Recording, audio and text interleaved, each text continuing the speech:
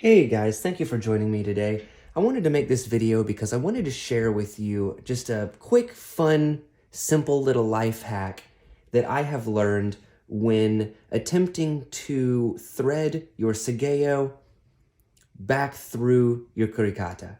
Now, some Sageos, as you can see, this is a little bit frayed here. Some Sageos have quite a bit more pronounced bit of fray, and because it's so loose at the end, it can be difficult to get back through the kurikata here. But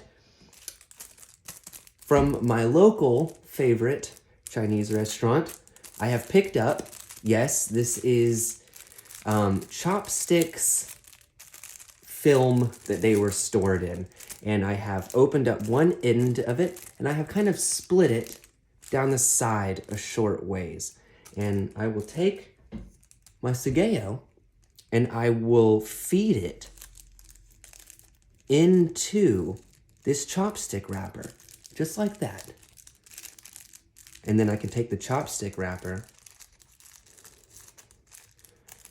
and I can fold over the end of it a couple times, and it will feed through here quite easily.